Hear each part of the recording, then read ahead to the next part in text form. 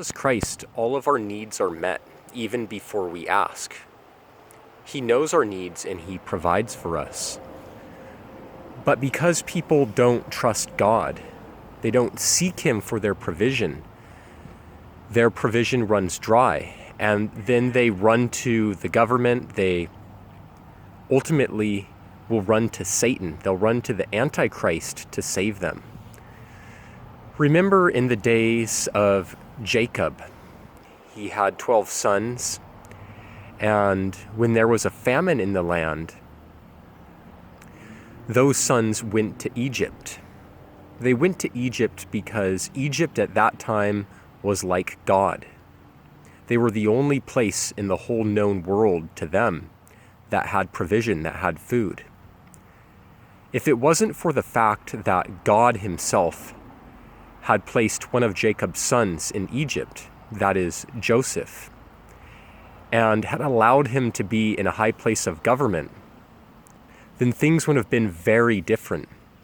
Maybe Egypt would have forced them to bow before their gods. Maybe they would have had to take the mark of the beast. But because God allowed Joseph to be there, He provided for Jacob. And it was such a blessing.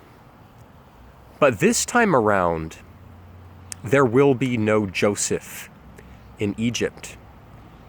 And spiritually, Egypt will demand your soul in exchange for what you need to survive, what you need to live. It's not that there's going to be a knife to your throat. People aren't going to serve the Antichrist because they're forced literally by a gun to their head or a knife to their throat. But they will feel like they're going to die if they don't bow down to Satan, because Satan will appear to be the only one that will provide for them and their family. But there is a true solution if you don't want to bow down to Satan. We have a good shepherd. Jesus Christ is truly alive and He loves you. And all you have to do if you want to be provided for is put your faith and all of your trust in Him, and He will carry you through. But only those who have not taken the mark will inherit everlasting life.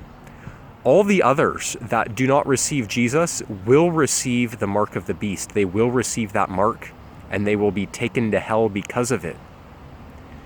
Will your provision be in Jesus? Will you trust Him, and will you obey Him? Or will you run to spiritual Egypt for your provision? Will you run to the Antichrist? And will you receive that mark of the beast because you don't know the one true God that can really help you? Do you trust Jesus, or do you trust Satan?